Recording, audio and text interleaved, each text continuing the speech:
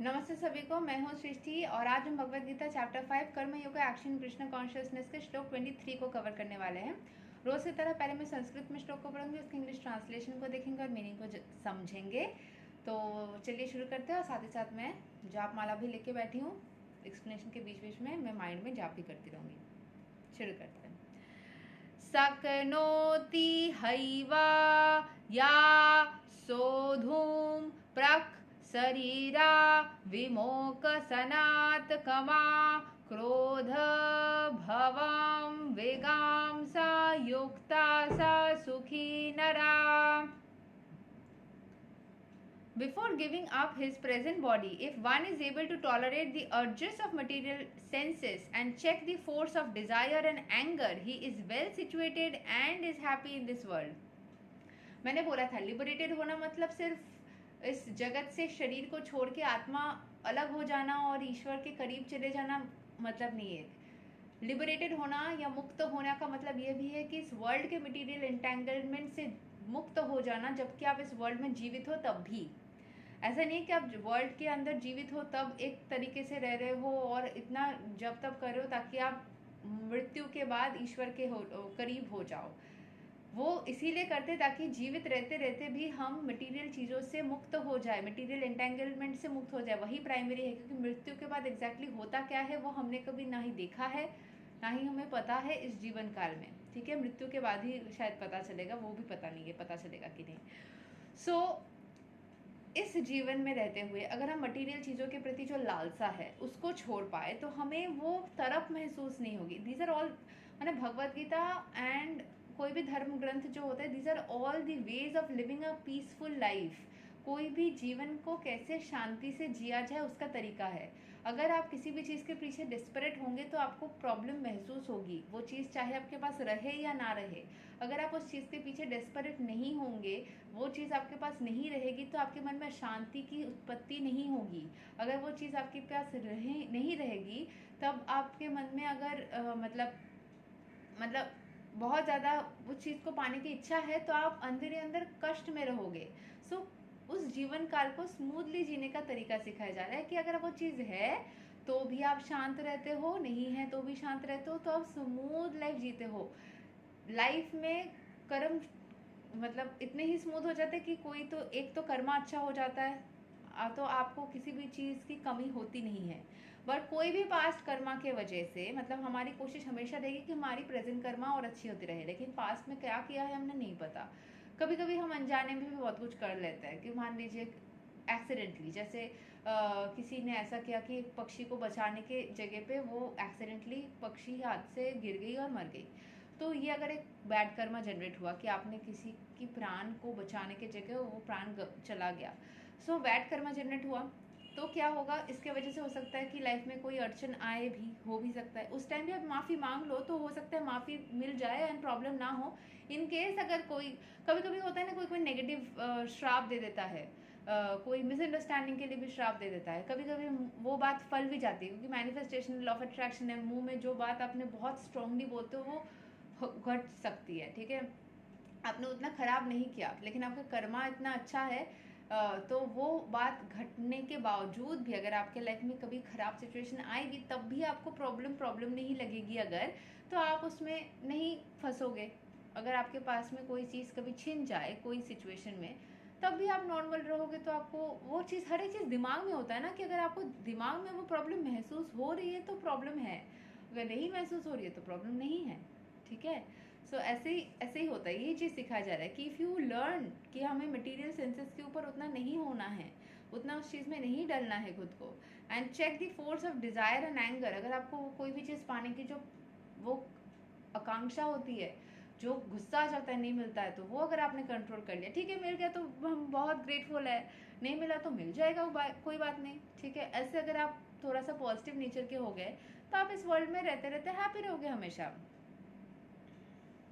यहाँ के एक्सप्लेनेशन को समझ लेते हैं। If one wants to make steady progress on the path of self-realization, he must try to control the forces of the material senses. There are the forces of talk, forces of anger, forces of mind, forces of the stomach, genitals, tongue. One who can control the forces of different senses and the mind is called Goswami or Swami. Such a Goswami live strictly controlled lives and forego altogether the forces of senses. तो आपका दिमाग, गुस्सा, मुंह, मान लीजिए कोई भी situation में बोलने का आदत है, जैसे मैं बहुत ज़्यादा बोलने वाली इंसान रह चुकी हूँ, अभी भी बोलती हूँ, लेकिन कंट्रोल कर लेती हूँ. मतलब कभी सिचुएशन में किसी का अगर कोई समझ में आ रहा है कि वो गलत कर रहे हैं, तो एडवाइस देने की नेचर, उसको कंट्रोल कर लो. उसने एडवाइस मांगी नहीं है आपसे. कभी कभी एडवाइसेस भी इरिटेट करता है इंसान को. एडवाइस उसने मांगी तो दो, नहीं मांगी तो मत दो. माइंड, दिमाग बहुत ज़्यादा दौड़ता रहता है, उसको कंट्रोल कर लो. ज़्यादा भूख लगता है, ज़्यादा गुस्सा आता है. फिर जेनिटल्स, सेक्सुअल डिज़ायर, ठीक है. फिर आपका खाने की इच्छा, बोलने की इच्छा, इन सबको जितना हम कंट्रोल कर लेंगे, थोड़ा शांत स्वभाव के हो जाएंगे, तो हमें कोई भी चीज़ को पाने की जो पागलपंती है वो अपने आप कम हो जाएगी. इसीलिए खाने पीने में चेंजेस लाते हैं. वेजिटेरियन फूड खाने के लिए बोलते हैं. क्यों बोलते हैं? मतलब everything is scientific. Vegetarian food अगर आप खाओगे तो वो आपके अंदर की खून को उतना ज़्यादा दौड़ाता नहीं है, जिससे कि जो बॉडी बिल्डर्स है उनको तो मतलब खाना पड़ता है कभी कभी नॉन वेज, ठीक है. खा सकते हैं वो लोग. मतलब हम वैष्णव में ना, मतलब मैं वैष्णव नहीं हूँ, बट वैष्णव जो बिलीफ सिस्टम है उसको मैं काफ़ी हद तक फॉलो करती हूँ. जो वैष्णव प्योर फॉर्म में होंगे ना, वो किसी भी चीज़ में ना नुक्स नहीं निकालते. किसी भी चीज़ में उनको प्रॉब्लम नहीं होती. किसी भी इंसान के वे ऑफ लाइफ को वो टोकते नोकते नहीं है, जज नहीं करते. उनको तकलीफ़ महसूस नहीं होती. उनको कोई भी चीज़ में प्रॉब्लम नहीं होती. मतलब ऐसा नहीं कि अरे तुम तो मांस, हमने कोई एक श्लोक में भी देखा था, अरे तुम तो मांस खाते हो तो तुम ऐसे टाइप के इंसान हो. वो नहीं करते ऐसे. मांस खाने को भी जितना रिस्पेक्ट देते हैं, एक अपने गुरु को भी उतना रिस्पेक्ट, मतलब सबको इक्वल रिस्पेक्ट देते हैं, ठीक है. वो खाने पीने से या उनके प्रोफेशन से, जैसे बोला गया था कि वो प्रोस्टिट्यूट को भी डिसरेस्पेक्ट नहीं करते, ठीक है. रैक पिकर को भी डिसरेस्पेक्ट नहीं करते. सिमिलरली अपने मतलब जितना रिस्पेक्ट वो अपने गुरु को या फिर अलग वैष्णवों को करेंगे जो कि कीर्तन करते हो, ईश्वर का जाप करते हो, उतना ही रिस्पेक्ट वो दूसरे समाज के व्यक्तियों को भी देंगे, क्योंकि सब में ईश्वर स्थित है. बस उन्होंने वो फॉर्म नहीं धारण किया हुआ है. वो वैष्णव जैसे तिलक नहीं लगाया है, तुलसी माला नहीं कर रहे हैं, गीता नहीं पढ़ रहे या जाप नहीं कर रहे, ये सब आपको ईश्वर भक्ति या उनके रियलाइजेशन के करीब लेके जाता है. लेकिन अगर आप ये चीज़ नहीं करते, इसका मतलब ये नहीं कि आपके अंदर से ईश्वर भाग गया है. सबके अंदर सभी पार्ट एंड पार्सल्स अगर है जो नॉन वैष्णव या जो इस चीज़ को फॉलो नहीं करते हैं, जो दूसरे रिलीजन के हैं, उनके अंदर भी अलग अलग फॉर्म में मतलब ईश्वर की शक्ति है, ठीक है. सो ईश्वर की शक्ति सबके अंदर रहती है. इसीलिए हम अगर किसी को नीच सोचते हैं, डिसरेस्पेक्ट करते हैं, जैसे मैंने नॉन वेजिटेरियन फूड के बारे में एक वीडियो लगाया था, तो किसी ने बहुत लंबा एक्सप्लेनेशन दिया, कमेंट किया, ठीक है. तो उसमें कोई ऐसी बात नहीं है कि किसी ने अगर कुछ मतलब करा, किसी कोई आपसे अलग है, मतलब वो गलत है, ऐसा होता नहीं है. और मैं इस चीज़ को, जिसको जो खाना है, जिसको जो पीना है, मैं बहुत ही ज़्यादा ओपन माइंडेड हूँ, बहुत ही ज़्यादा ऐसे टाइप की हूँ ना, लिबरल काइंड ऑफ इंसान हूँ. जिसको जैसे जीना है, क्योंकि उनके अंदर भी ईश्वर बैठा है. उनके अंदर ईश्वर बैठ के उनको जो आवाज़ सुनवा रहे हैं वो वही सुन रहे हैं. हो सकता है इनको ईश्वर वही चीज़ बोल रहे हो जो वो कर रहे हो, ठीक है. कभी कभी हम भटक भी जाते हैं, इसीलिए बोला जाता है ईश्वर का जाप करिए, ईश्वर के नाम करिए, कीर्तन करिए, ताकि आपको हमेशा सही मार्ग समझ में आए.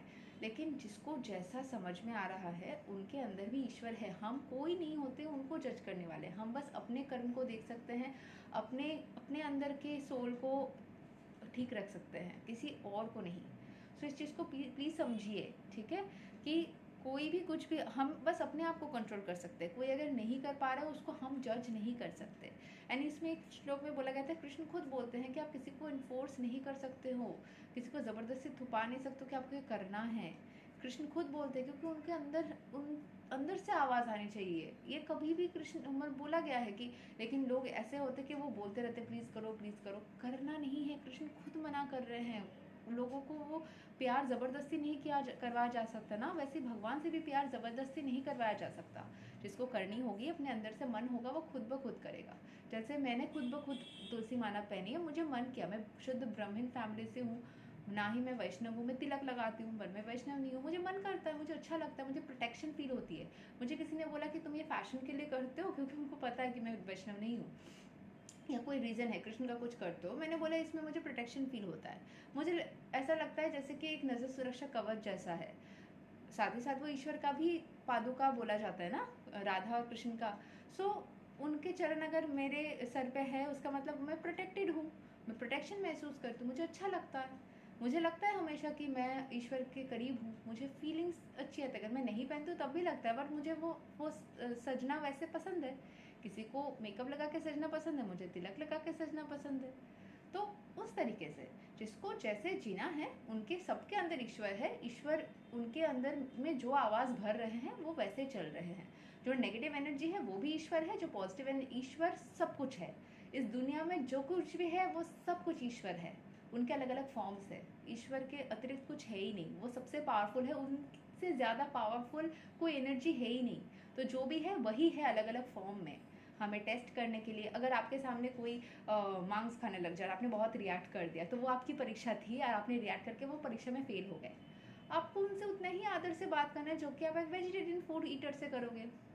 हर किसी से इक्वल रेस्पेक्ट से बात करना है। कोई अगर ऐसे चीज़ें खा रहे हैं जो कि धर्म हमारे इस गीता में या फिर ऐसे धर्म में मना किया गया है, ऐसे भी चीज़ें का सेवन कर रहे हैं, उसमें भी आपको उनको उतना ही रेस्पेक्ट से बात करना चाहिए, क्योंकि वो एक आत्मा है। ये शरीर निकल जाएगा तो वो खाना पीना भी निकल जाएगा अपने आप ही। शरीर से अगर आत्मा निकल जाएगी तो उस खाने पीने के साथ में उस आत्मा की कोई संपर्क नहीं रहेगी, बस उस शरीर का संपर्क है। तो वो समझिए, एक सोल से एक सोल को हमेशा रिस्पेक्ट करिए, ठीक है। जिन्होंने अपने आप को कंट्रोल कर लिया वो तो स्वामी बन गए, वो कंट्रोल लाइफ को लीड करते हैं। Material desires when unsatiated generate anger, and thus the mind, eyes and chest become agitated. Therefore one must practice to control them before one gives up this material body. One who can do this is understood to be self-realized and thus happy in the state of self-realization. It is the duty of the transcendentalist to try strenuously to control desire and anger. दो चीज़ें ही है, गुस्सा और कोई भी चीज़ पाने की आकांक्षा। इन दोनों चीज़ों को अगर आप कम कर लेंगे तो आपको कोई भी चीज़ में डेस्परेट नहीं महसूस होगी एंड आप कभी भी भटकोगे नहीं अपने रास्ते से।